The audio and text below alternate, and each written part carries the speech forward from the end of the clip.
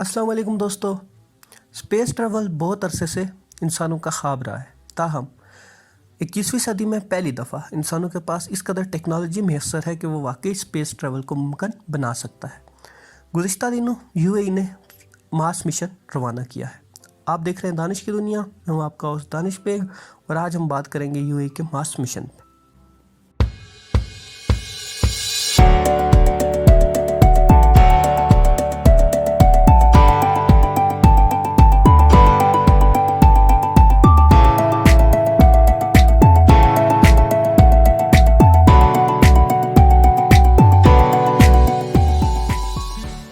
Mars, जिसे red planet भी कहते हैं, सदियों से इंसानी तवज्जो का मरकज़ रहा है। शुरू में जब हमारे पास टेक्नोलॉजी नहीं थी तब ये जानने के लिए कि मार्स कैसा होगा हम अपने तख़य्युल का सहारा लेते थे। इसलिए मार्स पर कहीं कहानियाँ बनी, मार्स पर कई नावल लिखे गए। लेकिन अब टेक्नोलॉजी की बदौलत हम इस मुकाम पे हैं जहाँ हम इस सैयारे के मुतालिक काफ़ी कुछ जानते हैं और हमारे पास इस कदर एडवांस टेक्नोलॉजी भी दस्तयाब है कि हम इसको मज़ीद एक्सप्लोर कर सकते हैं। यहाँ यह सवाल भी पैदा होता है कि निज़ाम शमसी में मौजूद तमाम सैयारों में से हम सिर्फ मार्स में ही क्यों दिलचस्पी ले रहे हैं। इसकी कई वजूहत हैं। ज़मीन के बाहर ज़िंदगी की तलाश से लेकर दूसरे सैयारों तक इंसानी तहजीब के फैलाव तक मार्स एक लंबे अरसे तक इंसानी तवज्जो का मरकज़ रहा है। इस वजह से मार्स पर अब तक कई मिशन भेजे जा चुके हैं जिन्होंने हमें मार्स के मुतालिक बहुत कुछ बताया। हाल ही में मुत्तहिदा अरब अमारात मार्स पर मिशन भेजने वाला दुनिया का पहला मुस्लिम मुल्क बन चुका है। 20 जुलाई 2020 को जापान के एक छोटे से जजीरे से 174 फुट लंबा एक रॉकेट एक स्पेस क्राफ्ट को लेकर ज़मीन के ऑर्बिट की तरफ रवाना हुआ। यह रॉकेट जापानी था, ताहम अल अमल नामे जिस स्पेस क्राफ्ट को लेकर यह रॉकेट रवाना हुआ वह स्पेस क्राफ्ट मुत्तहिदा अरब अमारात के मोहम्मद बिन राशिद स्पेस सेंटर ने तैयार किया था। ये लॉन्च कामयाब रही और स्पेस क्राफ्ट रॉकेट से कामयाबी से अलहदा हो गया और दुबई में मौजूद कंट्रोल सेंटर से इसका दो तरफा राब्ता भी बहाल हो गया। एक रॉकेट का मकसद किसी स्पेस क्राफ्ट को ज़मीन के ऑर्बिट तक पहुंचाना होता है और अगर वहां जाकर रॉकेट स्पेस क्राफ्ट से अलहदा न हो तो इस मिशन को नाकाम तस्वर किया जाता है। यह स्पेस क्राफ्ट अब ज़मीन के ऑर्बिट में तकरीबन 28 दिन तक घूमता रहेगा और 28 दिन बाद अपने थ्रस्टर्स की मदद से ज़मीन के ऑर्बिट से निकलकर 306 मिलियन किलोमीटर के एक लंबे सफ़र पर गामज़िन हो जाएगा।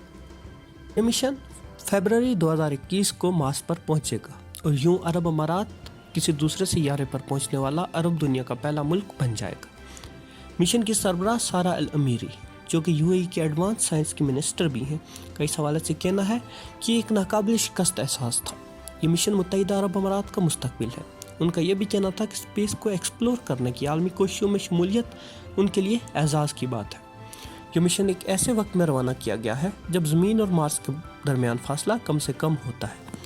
ऐसा वक्त तकरीबन हर 26 महीने बाद आता है। इस साल मरीख पर भेजे जाने वाले मिशन में से ये पहला मिशन है।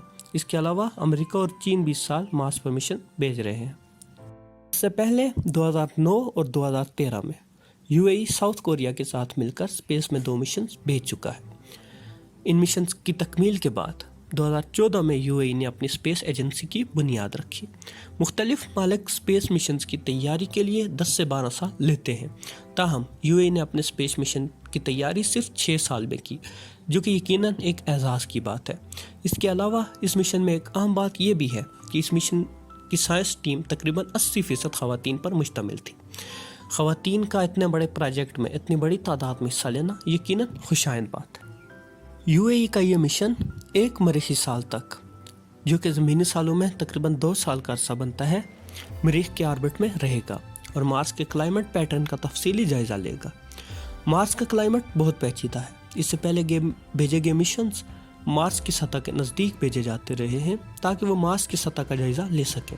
ताहम यूएई का ये मिशन मार्स की सतह से बहुत बुलंदी पर भेजा जा रहा है ताकि ये मार्स के क्लाइमेट का मुकम्मल जायज़ा लेकर उसका नक्शा तैयार कर सके। साइंसदानों के मुताबिक एक वक्त में मार्स पर दरिया और झीलें बहती थी।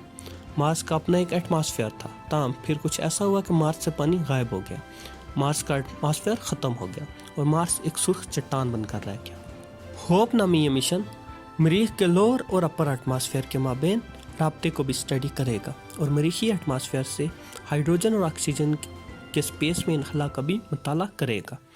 उम्मीद की जा रही है कि इस मिशन से हासिल होने वाले डाटा से اس راز سے بھی پردہ اٹھ سکے گا کہ کس طرح مریخ پر موجود ایٹماسفیئر اور پانی غائب ہوئے اور کس طرح مارس ایک قابل رہائش سیارے سے ایک بنجر چٹان میں تبدیل ہوا۔ انسان مستقبل میں مارس پر جانے کا ارادہ رکھتا ہے۔ ایلان مسک کی کمپنی اسپیس ایکس 2050 تک مارس پر 10 لاکھ انسانوں کی ایک کالونی بسانے کا ارادہ رکھتی ہے۔ مارس کے ایٹماسفیئر کے تفصیلی ماڈلز مستقبل میں مارس پر جانے والے ان انسانی مشنز کے لیے بھی بہت زیادہ فائدہ مند ثابت ہوں گے۔ یہ ماڈلز انسانوں کو مارس پر لینڈنگ سائٹس، بچاؤ کی اسٹریٹجیز اور مارس کے واٹر سائیکلز کو متعین کرنے میں مدد دیں گے، جس سے انسانوں کو مارس پر سروائیو کرنے میں بہت زیادہ مدد ملے گی۔ یو اے کا یہ مشن ملک کی لمبی اسپیس اسٹریٹجی کا آغاز ہے۔ متحدہ عرب امارات مستقبل میں مزید اسپیس مشن بھیجنے کا بھی ارادہ رکھتا ہے۔ متحدہ عرب امارات 2117 تک مارس پر ایک کالونی بھی بسانا چاہتا۔ ایک وقت تھا جب مڈل ایسٹ کا یہ علاقہ دنیا بھر میں سائنس و ٹیکنالوجی کا مرکز سمجھا جاتا تھا۔ مسلمانوں کی گولڈن ایج کے دوران عربوں نے دنیا کو بہت کچھ دیا۔ عرب سائنس و ٹیکنالوجی میں دنیا میں سب سے آگے تھے۔ تاہم اب اس خطے میں بے روزگاری، دہشت گردی، انتہا پسندی اور غربت ہی باقی رہ گئے ہیں۔ کچھ لوگوں کا خیال ہے کہ یو اے کی اس مشن سے عرب اور افریقی ملکوں میں ایک اسپیس ریس شروع ہوگی اور وہ فرقہ وارانہ بنیادوں پر ایک دوسرے کا جینا حرام کرنے کے بجائے کچھ تعمیری کام کریں گے اور یوں ایک دفعہ پھر اسلامک گولڈن ایج کا آغاز ہوگا۔ امید ہے یہ اسپیس ریس نئے ہیروز بھی پیدا کرے گی۔ تاہم مستقبل میں کیا ہوگا اس بات کا اندازہ لگانا ممکن نہیں۔ مستقبل ہمیشہ بہت انسرٹین ہوتا ہے جس کا حتمی اندازہ نہیں لگایا جا سکتا۔ امید کرتے ہیں کہ یہ مشن بنی نوع انسان کے لیے فائدہ مند ثابت ہوگا۔ آج کی ویڈیو کے لیے بس اتنا ہی۔ اللہ حافظ۔